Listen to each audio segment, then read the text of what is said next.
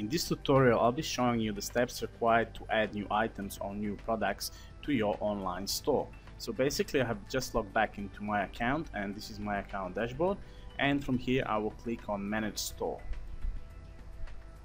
So basically there are two ways you can add items or basically products to your online store. The first method is actually go to the main menu up here, click on Catalog, and then go into Manage Products. Also, another way is actually to click on Start My Store, which we have seen in the previous tutorial, and then just go down to Products and create new product. So basically I will do that. I will go to Start My Store, then I will select Products, and then I will click on Create New Product. And here you will be displayed with some information about how to create new product and the flexibility and so on. Also, you can see there's a bit of information of CEO, which is becoming very important in the latter days. So it's a good idea to actually read everything here and maybe even click on this little link here and find a bit more about this as well. So for now, I'll just click on Continue. The very next page that I'm going to be presented with is Create Product Settings. So basically, because we do not have any attributes set at the moment, I'm just going to use the default one here. The next option here we can select is to use complex product types. Now, if you remember when I did that demo in the previous tutorial, when I actually contacted one of the representatives from Magento Go, that person asked me if this was a simple product that I wish to add to my store. So basically, if you do not want to add a complex product, you would leave this here unchecked. So we're using a simple product. We actually want to add a simple product to our store, and therefore I will not click here. I'm just gonna click on Continue. Okay, and then on this page we will have to enter some information about our product that we are currently, or that we actually want to add to our store. Now the important thing here is always mark with this little asterisk or a star, so you can see that most of these fields are required, and therefore we can actually go and type in what we need. Basically all of this is just typing in some text and setting some values, and it's pretty self-explanatory, but anyways, let's go into it and we can actually see some little tricks and some little portions of this form that we have to pay special attention. Alright, so I actually went ahead and actually typed in some text here. So basically my store will be selling, as I mentioned before, some spare parts from computers, and the first item that I would actually like to include into my store is this USB flash memory. So I've actually given it a name. So this is a USB digital data travel micro 16 gig flash disk. And you can also see that I've given some information about the color, that it's black, and that it is actually 16 gigabytes. Now in this description here I have actually just put some information. So basically I've just written store your files on the go, a best gift for you and your friends. Now this is very important, as this will actually show up in the description of your product in your store. So I would suggest that you actually put in a bit more information here, and also in the short description here, as this will actually in a way market your item or the product that you're wishing to sell on your store. And this is something that all your customers are going to read, and basically if this sounds like something they want to buy, they will buy it. And if it sounds like simple like this, they probably won't buy it because they will need some more information, and this is not that appealing to the customers. So basically this is something to do with your marketing skills. So if you are good with your words and you're good with describing your items and everything else, you'll probably put a bit more information here and here. So the next one is located here, which is the short description. Here I have just said that it's a brand new, that it's got a fast data transfer rate. I have put here some compatibilities. So this is compatible with USB 1.1/2.0, and it's a plug and play. You can use it on Windows 2000, you can use it on XP, Vista and Mac systems above. It's got the USB support version such and such, and it supports Windows ME 2000 and XP and Vista as well. Probably you have also noticed those two little buttons here just under the text box. Basically what it does, when you click on it, this will open something that's actually called a what you see is what you get editor. Basically if you work, and you probably have worked with similar softwares like this is something like Microsoft Office, you'll find that here you can change, for example, you can highlight and you can change the font You can change and apply some attributes to your actual font, so you can make it bold, you can make it underline, you can go here and actually change the style. You can then change the paragraph, the font family, the font size as well, so we'll make it maybe something like this bigger. And also you can change the color of your text, so let's make it for example red. You can use this to highlight your text, and basically you can insert some links here as well, right here. So this would insert a hyperlink, or this will unlink your actual text. I can insert tables, you can use the eraser to remove something, you can insert some videos and pictures and formulas and everything else. So I do believe this is a very powerful thing, and I do actually recommend strongly that you actually go and you learn how to use this. Basically all the available options here are the basic ones that you have seen before, probably if you work with Microsoft Office or maybe some other. What you see is what you get, editors for web building and so on. But basically what it really means is you do not have to do any coding here, so you can just pick and place your elements here, and what you see here is actually what's going to display on your page. So once you're actually done with editing this, you can click on submit, or you can just click cancel. So basically I have just changed the font, so I'll go submit, and straight ahead all the changes that you have made will actually be converted to HTML language, so the actual servers and your page can understand this. Otherwise, if you've just typed in the text without using the what you see is what you get editor, you will get a plain default text, so default font, default color and the default size. Alright, moving down the list, we'll come to something that's called SKU or SKU. Now think of this as being your barcode for your product. So you can put any sort of a number here, or you can get somebody else to actually design this system in a way. So for example, if you have many different categories, then for example for category 1, the first number that you put would be number 1, and for the second category you will have number 2, and so on.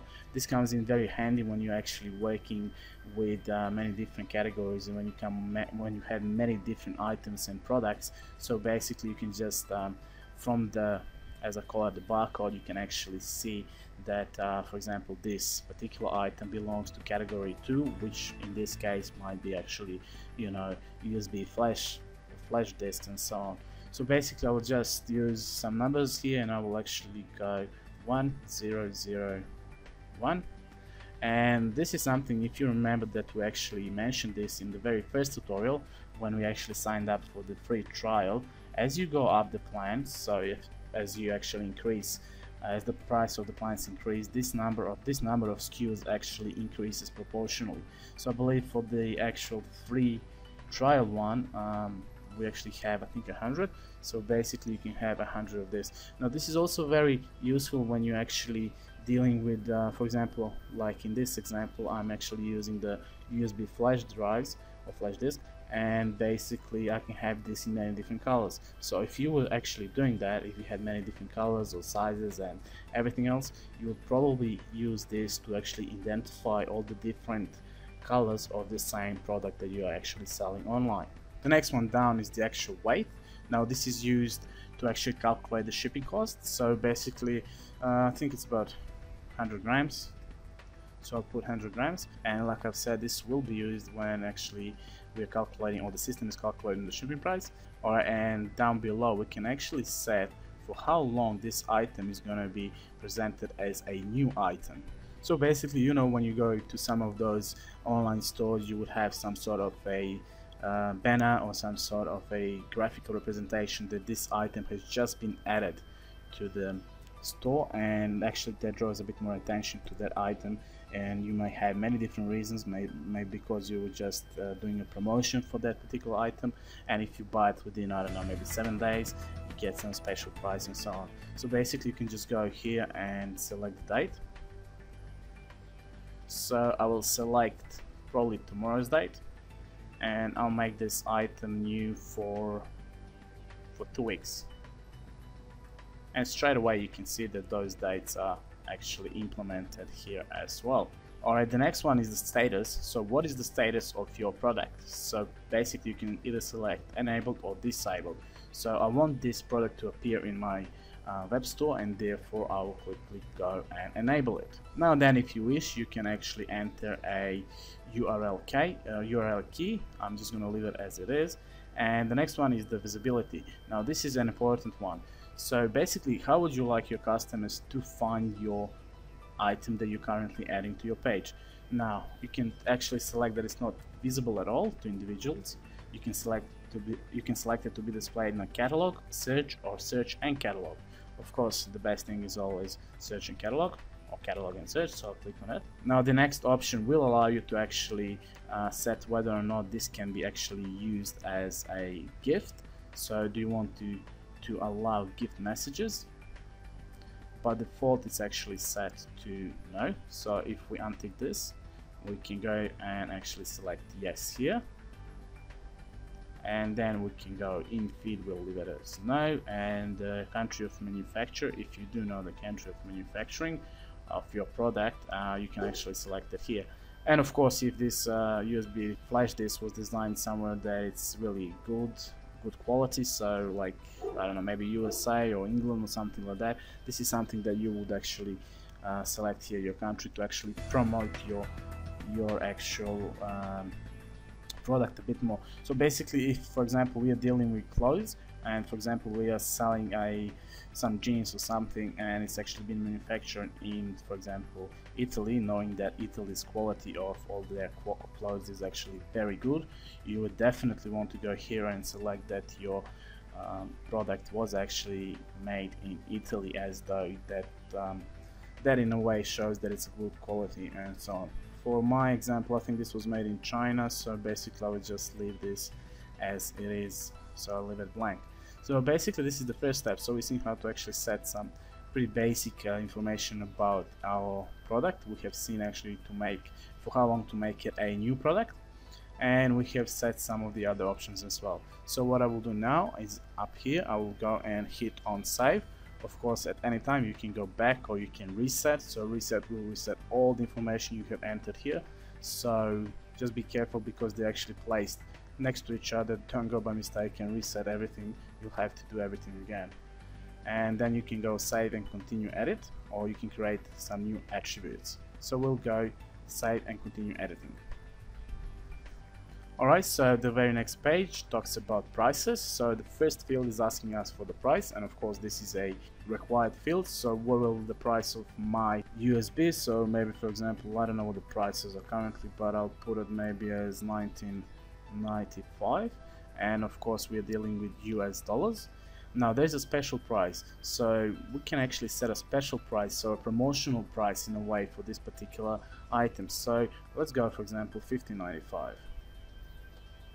And then we can actually select the date. So basically it's gonna be new item from the 7th to the 21st, and what I would like to do is I'll set the special price going from the 7th maybe for 1 week, so till the 14th. So if anybody purchases this item during this period, they will actually purchase at a discount price, which is $15.95 rather than $19.95. Alright, the next thing that actually we are going to do is something called the tiered price. So if one person decides to actually buy not just one but 100 of these USB little devices, how much you would sell it to them. Basically you can set the price here, and you can actually have that as a wholesale product. But since I only have one of these, I'm not going to go into this, so I will leave it as it is. Now the next one we come to is a required field, and this is the class tax. So if you go down the actual drop down menu, you will find none, taxable goods, or shipping. So we'll just put taxable goods. So there is a tax that's being applied to this product, and we'll actually select it. Now the next one is asking us, is this product actually available for purchase with Google Checkout? We'll say yes. Apply map. If you go down here, we'll select no. Display actual price. So you can actually see here that sometimes you can actually display your prices not on your main page, but you can actually, for example, go in chart. So this is something that it's actually the customer has actually already decided to buy before order confirmation and so on. So we're going to use this, use config. So basically this is by default set, and basically when a customer comes and he or she sees our USB, before actually he or she buys it, they will actually find the price of our product. RRP, so recommended retail price, or this is manufacturer's suggested retail price. So basically this would just well, I guess it's a bit more of marketing as well. So if we're actually selling this for $19.95, and we can just put here that its suggested price is maybe 20, so people will actually think, oh, I'm getting 5 cents a discount, so I better buy this now. Allow displaying the unit product's price. You can either go yes or you can go no. So by default it's set to no, and I would leave it at no. Once again, you can either go save or you can go save and continue editing. Of course you can reset it, don't reset it. So either go save or save and continue, or if you actually remember that you have not done something previously, you can go back and correct that. So we'll save it and continue. So let's go and save it for now. And so you will be presented with a list like this. Currently I have 2 items. This is one by default, so this is an example product, and there is the item I have just entered the information for. So that's my USB digital data traveler micro 16 gigs flash drive. I actually see here that it's a simple product that has got a default attribute set names. I can see my SKU, the price, and the quantity. Currently I have 0. I can see that it's visible in the catalog and the search, and it's been enabled. Now this quantity here we have to change, so anytime you wish to change anything here, just click on that item, and on the left hand side you'll actually find all these little menus that will actually allow you to do a bit more editing of your information for the product. So let's go ahead and click on price. So this is the one we have actually just before typed in. So this is where we have actually edited all the prices and everything. Now the meta information is something that's going to be used for the search engine optimization, so CEO, and if you do not know anything about CEO, I would probably suggest that you leave this as it is. Then we'll come down to the images. This is one of the most important parts of actually adding your product, because this actually gives your customers some sort of a graphical view of what exactly you're selling and how it looks. Unless you're selling some sort of a book, where more suitable, most important bit would actually be the content of that book. So basically we can add some actual images here, and to do so we can just go browse files, and then you will have to navigate to where your images are located. So I have a couple of images of this little USB drive. So basically I will just go and click on this one, for example, and go open, and there it has been displayed. Then I would add a few more, so maybe just 2 images. So I'll go with this one, and for example maybe this one here, and I will go open. There it is, it's been added to my list, and the last step I have to do to actually upload those images is hit the upload files button here. Okay, and this is the list of all the images that I have uploaded. So if you roll over the little pictures here, you'll actually get the proper image that you are actually uploading. So maybe this one here will label as USB 1, for example. This one here you will name as USB 2. Now you can sort them in any order, so you can go 1 and 2. So this will be the photo number 1, this will be photo number 2. You can actually select which one of these 2 images, or many images. If you have like 10 images, you can actually upload them here. You can actually select which one of these will be the base image. So I will actually go with probably this one, as it gives it in 2 actual positions. One is open and one is closed. Of course by default it's select to no image. I'll change that. I want this to be my actual base image, and then I can go small image. I'll go with this one. Thumbnail, I'll go with this one, and then you can actually go and exclude or remove these particular items. Now I do not want to do that. I'm done with everything here, so I've edited, and I will just go save and continue. Alright, I'm pretty cool with that. So once again, let's make sure that everything is the way it should be, and then move on to the design. Now you can actually choose here which design, or the design of your theme, and for how long you want this theme to be active. And then you can actually go here and custom layout update. You can do a bit of page layout as well, and you can actually select how to display product options in. Alright, we have the shipping group here, and if you go down the list, basically because we have selected this item, well actually I just put that it's 100 grams, you can actually select a group to be a large letter or a letter. So maybe just for a bit more protection we'll go with a large letter. Of course, when you actually type in different values for the weight, you should get different shipping groups, and this is done automatically by the software. So we'll go to the inventory next. Alright, here you'll find some information about your inventory. So remember, when I had it in my list, I had the quantity equal to 0 because I did not set this yet. So manage stock, do we want to manage the stock? Well, we'll make it yes. Now the quantity, how many do we have? Let's say that we have 2 at the moment. Now this is actually when do we actually represent that we are out of the stock for this item. So when it's 0. Now minimum quantity that's allowed is 1. Maximum quantity, well basically because we have only 2, we will actually enter this as 2. Quantity uses decimals, no, so you cannot buy 1.2 USB flash disks. Barcoders, we don't want any barcoders at the moment. Notify for quality below, so we'll actually go below 1, so it means that if we sold all of our items, we want some information. Enable quantity increments, no. Stock availability, we can either have it in stock or out of the stock. Currently we have 2, and therefore we will leave as in stock.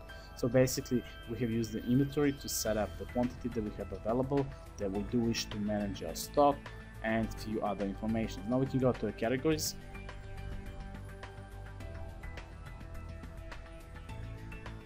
In a future tutorial we'll actually see how to create categories, but for now we do not have any categories, we just have example category, and therefore I will just go and tick this and default category. So we have in the default category we only have the example category, so I'll actually make sure that this product actually gets placed in this example category folder here. And next we'll actually go to related products. Now we do not have any other products in our store, so we cannot actually relate this product to any other product. And basically what happens is that when you actually go into the your store, and you will find some related products there as well. So if a certain person is actually looking for a USB flash disk, and actually he or she might not like the looks of this, they can actually find a list of many other different ones that are actually available within our store. So once again we'll go here, and well actually you can see that once you actually pass through all these little steps, you will get this little icon here, which actually means that this has been saved. So now we'll go to upsells.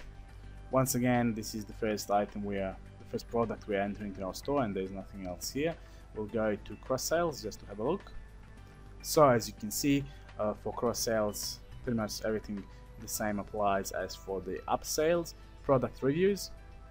Now here you can actually set your product reviews. So for example, you can type some ID, so maybe 1, you can select your date, you can select the status, what has been approved, pending, and so on, and you can actually enter some name and everything else. So basically this is for actually organizing and actually approving and rejecting, as you can see here, some of sorry, not here, as you can see in review, as you can see in the status here. So whether it's approved, it's pending, or not approved. So basically when somebody leaves some sort of a review for your particular product, you can actually, before it gets displayed on the page, you can approve it, pending, or not approve it here. So we get information in here. So the next one is project tags. Once again, this is mainly to do with a CEO, so maybe we'll just put USB 16 gigabytes black. So anything that might actually explain, give some information about your product. And you can select your status here, so we'll go approve straight away, and from 2 we'll just leave it as it is, and then we'll move to customer tagged products. So those are the products that have actually been tagged by the customers. Once again, we have no any real products in our database, we have no real customers, and therefore this is left empty as well. And then we can go to custom options, where we can add a few options here.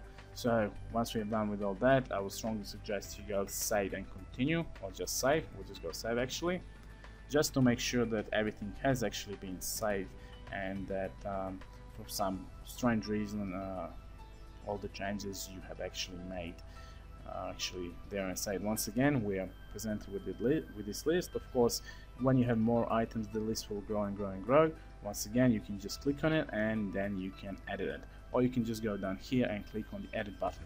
Also here you can apply some sort of a filters. So if you have, for example, 10,000 items, going down the list finding one particular item might be really hard and time consuming. So basically you can either go here, if you know the SKU number, you can put it in there, or you can put the price range, or you can go whether or not it's visible, or the status, or whether it's enabled or disabled. So basically let's see what will happen if we actually go here and type our 1001 and we hit on enter. We would actually get that particular item which we have just actually created. And if we go 000, which is the SKU number of that example product, we'll get all the information about that particular product. So basically this is how you would add items or add new products to your online store. Once again, we can see here that this store is still under constructions, and any orders placed will not be honored or fulfilled. So basically I will just exit this and go back to my account dashboard. Alright, now that we have added a new item or a new product to our store, so let's go ahead and have a look at the changes made to our store. So basically I'm back to my account main dashboard, and from here I can actually go and click on view store,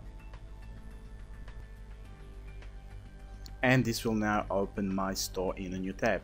So once again we can see our logo here, and also our logo placed right here at the top, and just under our logo we will find the example category. Now this is the category where we have actually placed our product in. So let's go ahead and just click on it, and we can see that in this category we have two items. Here's the first item that's been inserted here by default, so Magento goes through and inserts this in there, and here's the second one that we have actually just created. So the users can actually see that this item is $19.95. They can add it to the cart, so they can buy it, and also they can add it to their wish list, and they can compare this item with some other items as well. So let's go ahead and we'll actually click on this link here. This will now open a page for this particular product. So we'll find the actual title which we have entered just before. Also we can see the availability which we have said that it's in stock. Here is our price, which is $19.95. We can add this to the cart, and also we can actually use the PayPal to buy this product. Moving down a bit, we also find the users can actually click on add to wish list and add to compare, like in the previous just like on the previous page. Also there's some details here. We can see here that we have actually changed the color of our font to red, and also the users can actually email this page to a friend. So have a look at the photos. This is the photo that we have actually entered as our base photo. So if we click on the second photo, this will now open a new window, and here we can actually see all of the photos, but just going left or right. So here's the base photo, and the other photo is the second photo that we have entered. Clicking on close window will close this window, and now let's go down the bit. So we have no tags entered for this particular product. Going all the way down the bottom, we'll find exactly the same links which are present on the main page of our store. So this is done by default by the actual theme of your site. So this is actually how you would add a product to your store, putting it in a particular category. Once again, since we have not created any categories, which is something that we will learn in some future videos, we have added this product to the example category. Now one important thing here is that we do not have a special price here, and actually we cannot see that this is a new item. The reason being is that I have set those dates to actually start on the 7th of this month, which is actually tomorrow.